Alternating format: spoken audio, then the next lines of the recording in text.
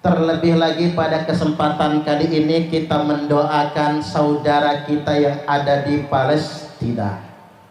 Semoga yang gugur Allah tetapkan matinya mati syahid semua. Allahumma amin. Karena yang namanya perang, menang jadi arang, kalah pun jadi abu. Walaupun pada awalnya Hamas mampu merangsek ke Israel, tapi justru sebetulnya kalau kita ingin berhitung, ada ribuan nyawa tak berdosa, wanita-wanita Palestina, warga sipil jalur Gaza, anak-anak yang tidak berdosa yang kena serangan dari Israel. Artinya memang yang namanya perang itu nggak ada untungnya, nggak perlu menang-menangan akan ini semua. Pada kenyataannya tidak ada yang menang. Saya ditanya, Pak Ustadz, kira-kira menang Israel atau menang Palestina?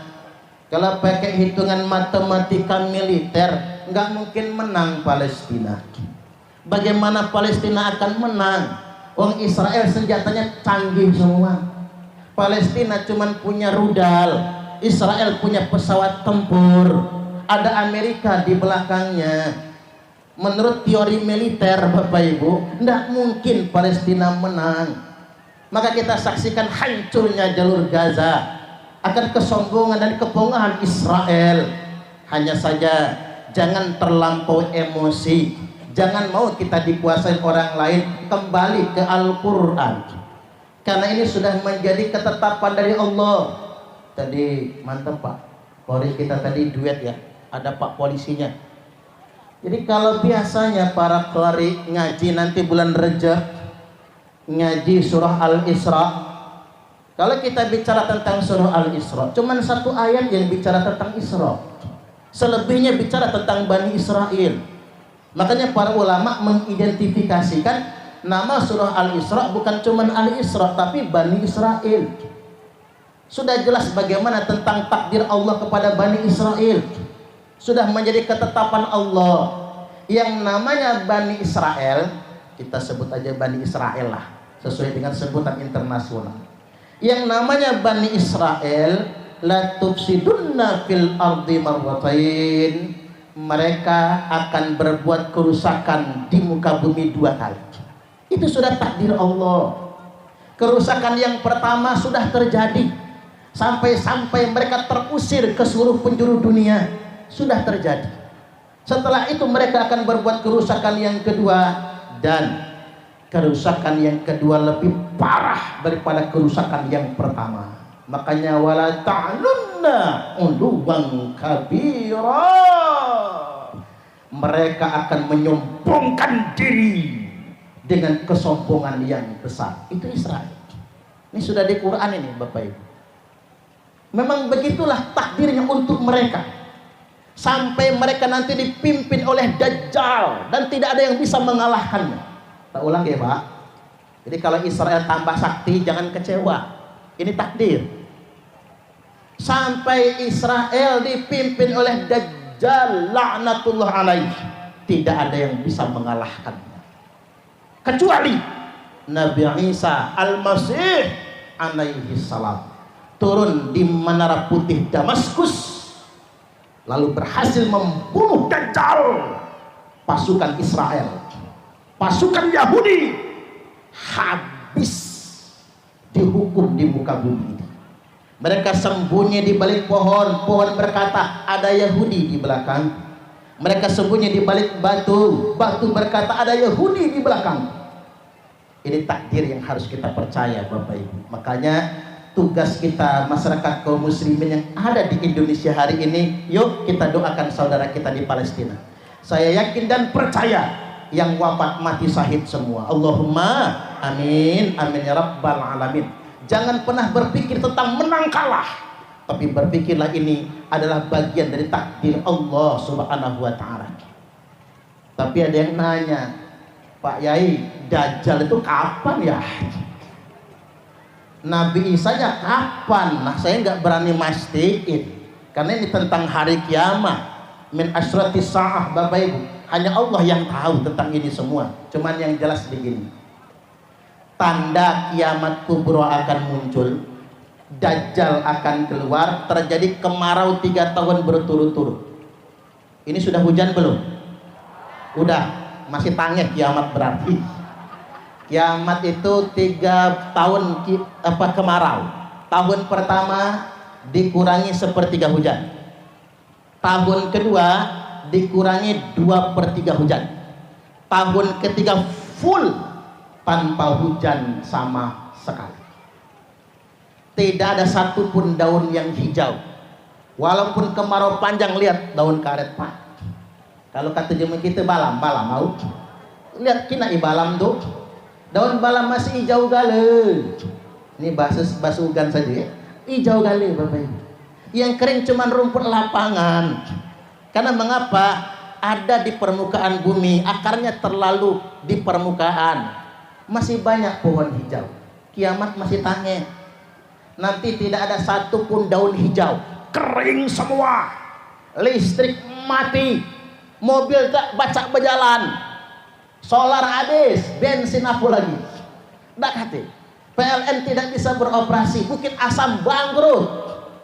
Dunia internasional dijajah oleh penjajah tunggal, namanya Dajjal laknatullah alaih. Pasukannya ya Israel, itulah pasukannya. Maka kemudian setiap kota akan didatangi 40 hari 40 malam. Datang ke Gelombang, datang ke Muara Enim, datang ke Palembang, Pak. 40 hari 40 malam. Itulah yang kita takuti kalau Dajjal datang. Kita ini Bapak Ibu, nerima duit dari caleg bayi diterima. Apalagi sedang lapar. Sedang kelaparan, perut keroncongan, Dajjal datang. Kata Dajjal, man pecel lele. Nah, hilang iman Pak. Kita ini jangankan sedang lapar, sedang kenyang pun masih pengen. Jengok kaget kalau pas pemilu Pak, serangan Fajar, ada malaikat datang. Nama malaikatnya Armizanilawati. Wow, pakai baju putih. Sosialisasi pejuang PKH Sumatera Selatan. Ngajak, tolong saya memperjuangkan PKH. Minimal warga yang dapat PKH yang nyoblos beliau. Malaikat datang. Apa kata ibu-ibu? Iya, nggih. Habis malaikat datang dan pulang, demit datang Pak. Demit jin datang ngasih duit 200.000, demit yang dicoblos. Ini manusia ini. Apalagi godaan Dajjal laknatullah alaih. Inilah yang mesti kita pahami. Sampai kemudian Nabi Isa berhasil membunuh Dajjal, Israel selesai, dan kemudian Nabi Isa akan menjadi pemimpin dunia internasional 40 tahun lamanya. Jadi nanti Pak Presiden internasional dunia punya satu pemimpin, namanya Nabi Isa Al-Masih alaihi salam. Beliau akan menikah. Saya doakanlah istrinya Nabi Isa itu orang Gelombang sini. Ya biar enak kunjungan ke Gelombang. Oi, Nabi Isa jereng-jeng. Nabi Isa kunjungan ke Gelombang. Oh, kita didatangi Bupati Bayi senang Pak. Apalagi Nabi Isa yang datang. Beliau akan memimpin 40 tahun lamanya. Lalu beliau akan wafat. Setelah 40 tahun beliau wafat, dimandikan, dikafani, disolatkan, dan dimakamkan. Tidak lama setelah itu terjadi huru hara akhir zaman. Tidak lama terjadi kiamat kubro. Artinya memang segala sesuatu yang terjadi, pahamilah itu takdir. Kepedulian kita terhadap Palestina harus ada. Minimal dengan cara apa? Berdoa. Selebihnya kita nyumbang. Dan pemerintah Republik Indonesia sejak zaman Soekarno, Pak Soekarno, Pak Soeharto, sampai zaman PSBY, Pak Jokowi, ada dalam posisi mendukung kemerdekaan Palestina. Tepuk tangan dulu. Indonesia sudah berbuat banyak. Indonesia punya sekolah di Palestina. Indonesia punya rumah sakit di jalur Gaza. Rumah sakit Indonesia yang membiayai untuk rakyat Palestina. Sekolah Indonesia yang membiayai untuk rakyat Palestina. Karena itulah yang bisa kita lakukan. Kalau ikut perang tidak mampu Bapak Ibu. Nggak bisa kita ikut perang, habis kita. Kalau ikut perang, senjata kita kurang canggih. Makanya mudah-mudahan Indonesia makin maju. Proyeksi Indonesia tahun 2045 nanti diproyeksikan akan sejajar dengan semua negara maju di dunia internasional ini. Allahumma amin. Tepuk tangan. Mudah-mudahan ini semua terkabul. Nah, terkait dengan ini, setelah kita bicara tentang Israel, saya ingin turun dikit. Nabi Sallallahu Alaihi Wasallam telah menyampaikan tentang fitnah ahlas. Apa itu fitnah ahlas? Wahya fitnatu harabin wa harab. Fitnah ahlas ini kalau bahasa kitanya, masyarakat dunia internasional ini mengalami perang yang berkecamuk. Perang Ukraina Rusia belum seberapa. Perang Palestina Israel belum seberapa. Dunia internasional pernah mengalami suatu masa di mana semua kawasan di muka bumi ini perang. Wahya fitnatu harabin wa harab. Itu adalah zaman di mana terjadi pelarian di mana-mana, terjadi pengungsian di mana-mana, terjadi peperangan di mana-mana. Dan saya meyakini zaman itu sudah berlalu. Karena ngapa? Perang salib 1, perang salib 2, perang dunia 1, perang dunia 2, dan perang-perang yang lainnya. Ada jutaan nyawa manusia melayang di muka bumi ini gara-gara perang. Itu semua sudah berlalu. Zaman itu sudah kita lewati. Mudah-mudahan tidak akan pernah terulang lagi. Allahumma amin. Cuman kita sudah masuk ke fitnah berikutnya. Apa kata Nabi? Thumma fitnatu sarra. Ujian di masa kemerdekaan 17 Agustus 1945 Indonesia dideklarasikan, diproklamasikan merdeka. Negara-negara di muka bumi ini juga sudah pada merdeka. Perbudakan dihapuskan, kemerdekaan diselenggarakan. Kita punya zaman kelapangan. Tapi ingat, di zaman kelapangan itu kata Nabi ada ujian. Apa ujian di zaman pembangunan? Di zaman kemerdekaan ini, yakni musuh dalam selimut. Kalau Ukraina jelas musuhnya Rusia, kalau Palestina jelas musuhnya Israel. Tapi zaman kemerdekaan, di zaman pembangunan ini yang ada musuh dalam selimut. Ada musuh dalam selimut? Bapak-bapak punya? Nggak punya nyari pak. Sepi dalam selimut dewean. Apa kalau kata nyanyian Batang Hari itu pak? Buruk barang tergantung. Jadi Bapak Ibu hadirin wal hadirat rahimakumullah, nek mbien kalau kata Ki Hajar Dewantara ing ngarsa suntulodo ing madya mangun kersa tut wuri handa yani sing ngentut mburi sing arep diarani. Kalau dulu jelas Pak komitmen berbangsa dan bernegara kita, ing ngarsa suntulodo ing madya mangun kersa tut wuri handayani. Zaman dulu waktu kita sedang berjuang, ringan sama dijinjing, berat sama dipikul, berdiri sama tinggi, duduk sama rendah.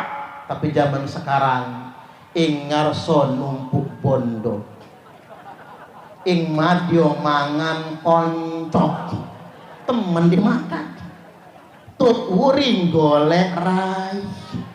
Hati-hati pak, ini zaman sekarang ini orang sudah saking serakahnya menjegal kawan seiring, menggunting dalam lipatan, menjadi bara dalam sekam. Bahkan tak jarang bini tetangga dimakan. Ada nggak? Ingat pak, bapak-bapak ini tak ingetin dulu. Laki-laki yang rajin mencium istrinya relatif lebih panjang umur jika dibandingkan dengan laki-laki yang mencium istri tetangganya. Betul nggak bu? Coba jajal pak, dibacok orang jangan macam-macam. Nah ini zaman sekarang begitu. Hati-hati di sliding kawan Bapak Ibu, menjegal kawan seiring, menggunting dalam lipatan, menjadi bara dalam sekam, teman jadi lawan. Ini zaman sekarang, coba lihat kehidupan politik yang sedemikian rupa. Pokoknya kita ini jangan mau diadu domba lah. Kalau untuk urusan politik kita punya hak politik masing-masing. Gitu bagi. Mau pilih siapa saja monggo kersone. Pengen yang hijau, merah, kuning, putih, hitam terserah. Pengennya pilih calon presiden siapa saja monggo silahkan. Tidak ada yang bisa maksa kita. Gitu bagi. Ada muncul calonnya, 1 Ganjar Pranowo, 2 Prabowo Subianto, 3 Anies Rashid Baswedan. Itu orang bagus semua, gitu begini. Cuman ngapura, siapapun yang terpilih sudah ditakdirkan oleh Allah. Ya Baya. Berhubung ini di lapangan, bukan di masjid. Kalau di masjid dilarang kampanye. Karena ini di lapangan saya tak kampanye dikit. Kalau saya Pak, maunya saya yang jadi presiden. Kalau saya jadi presiden, masuk berita Presiden Suparman Abdul Karim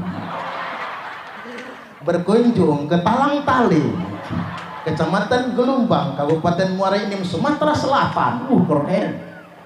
Kalau saya jadi presiden tak janji, Bapak Ibu saya ajak pengajian ke Istana Negara semua. Pakai taruh begini kita di lapangan istana itu.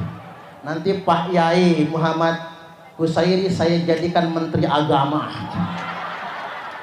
Pak Wakil Bupati saya jadikan Menteri Dalam Negeri.